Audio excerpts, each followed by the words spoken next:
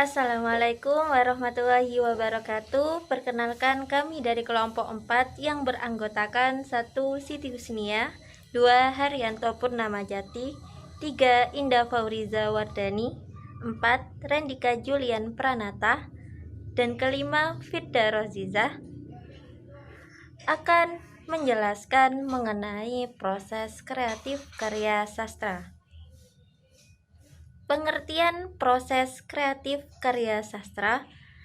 Proses kreatif merupakan sebuah proses yang dilalui seorang pengarang dalam menghasilkan sebuah karya sastra.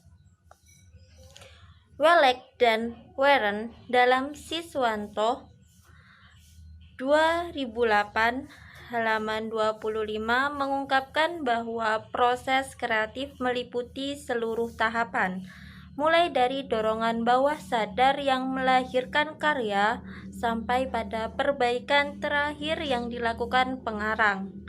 Saat setiap pengarang akan melalui proses kreatif yang berbeda-beda.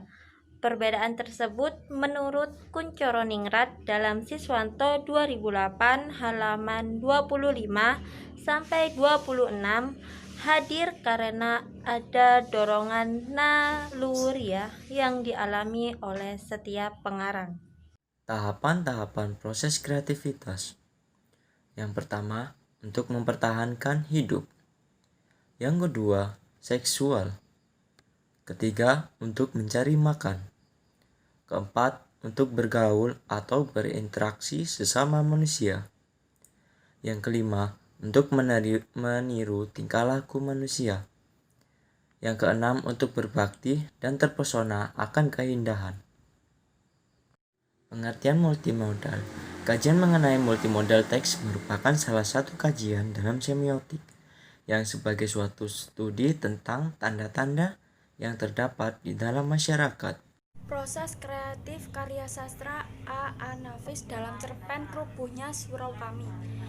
Dalam memproses naskah yang ditulis oleh A.A. Nafis sebagai pengarang merasa selalu tersandung dalam menggunakan bahasa, sehingga setiap naskah senantiasa mengalami beberapa kali pengulangan, setidaknya 4 kali pengulangan.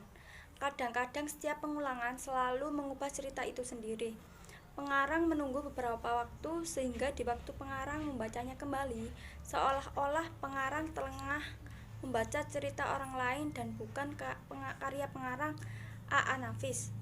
Cara demikian sesungguhnya menguntungkan karena dirasa oleh pengarang dirinya akan dapat lebih teliti mengoreksi dan memperbaiki kembali naskah tersebut sebelum dikirim ke penerbit atau majalah.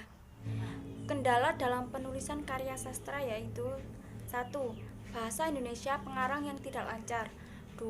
Di sekolah pengarang, yakni INS Kayu Tanam, pengarang menempuh pendidikan selama 11 tahun. Di sana, pengarang tidak diberi penjelasan bagaimana mengungkapkan pikiran yang tepat dengan bahasa yang baik. 3. Pengarang merasa tidak mempunyai pengalaman hidup yang penuh adventure yang aneh-aneh. Perubahan proses kreatif karya sastra A.A. Nafis setelah menikah. Ketika pengarang telah menikah, secara tak langsung istri pengarang A.A. Nafis sering pula membantu proses penciptaan. Dengan cara di saat pengarang sedang mengetik sebuah cerita, biasanya istrinya ikut duduk di hadapannya. Setiap lembaran kertas yang selesai pengarang A.A. Nafis ketika dia menjadi pembaca pertama dari karya pengarang A.A. Nafis. Pengarang tidak minta komentarnya, melainkan pengarang sesekali mengerlingkan mata ke wajahnya untuk mengetahui bagaimana reaksinya ketika membaca. Ada kalanya istri A.A. Nafis tersenyum jika kisah itu dirasakan lucu dan dia pun terharu jika ada kisahnya yang menyedihkan.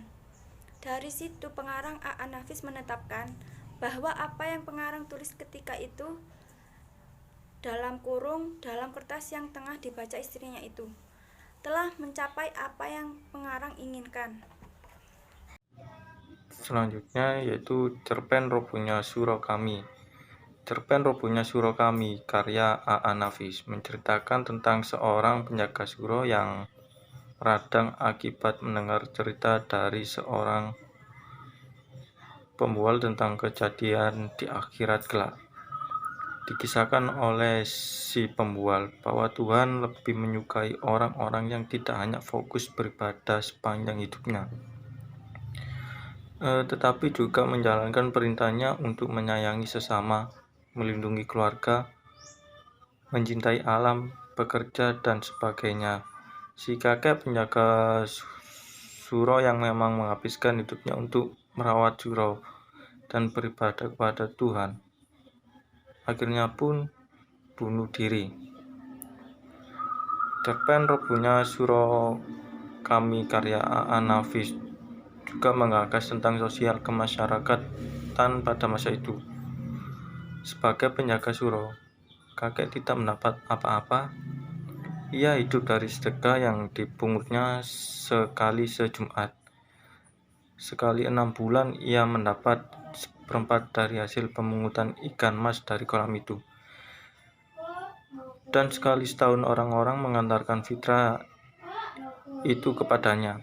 Tapi sebagai garin ia tak begitu dikenal. Ia lebih dikenal sebagai pengasah pisau. Karena ia begitu mahir dengan pekerjaan itu, orang-orang suka minta tolong padanya, sedang ia tak pernah minta imbalan apa-apa. Orang-orang perempuan yang minta tolong mengasahkan pisau atau gunting, memberinya sambal sebagai imbalan. Orang laki-laki yang minta tolong memberinya imbalan rokok, kadang-kadang uang, tapi yang paling sering diterimanya ialah ucapan terima kasih dan sedikit senyuman. Yang kedua, tapi kakek ini sudah tidak ada lagi sekarang. Ia sudah meninggal dan tinggallah surau itu tanpa penjaganya, hingga anak-anak menggunakannya sebagai tempat bermain, memainkan segala apa yang disukai mereka.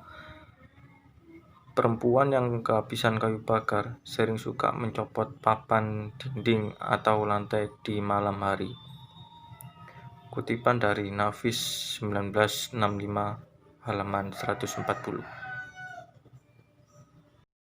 Selanjutnya, pandangan Nafis secara eksplisit pada representasi dirinya dalam tokoh Tuhan yang dapat dilihat pada penggalan cerpen yang berjudul Robohnya Surau Kami. Salah satu penggalan cerpen tersebut yaitu, "Salahkah menurut pendapatmu kalau kami menyembah Tuhan di dunia?" tanya Haji Saleh. "Tidak, kesalahan engkau, karena engkau terlalu mementingkan dirimu sendiri. Kau takut masuk neraka, karena itu kau taat sembahyang, tapi engkau melupakan kehidupan kaummu sendiri, melupakan kehidupan anak istrimu sendiri, sehingga mereka itu kocar-kacir selamanya. Inilah kesalahanmu yang terbesar, terlalu egoistik, padahal engkau di dunia berkaum bersaudara semuanya, tapi engkau tak mempedulikan mereka sedikit pun." Selanjutnya, dalam proses kreatifnya, A.A. Nafis dikenal selalu memberikan efek getir pada cerita-ceritanya untuk membahas mengenai ironi yang ada di dunia, terutama di negeri ini. Dari cara penulisan itu dapat diketahui apa yang menjadi maksud pengarang sebenarnya. Hal ini disebabkan oleh proses penulisan karya yang sangat dipengaruhi oleh keadaan yang sedang berlaku di sekitar seorang penulis.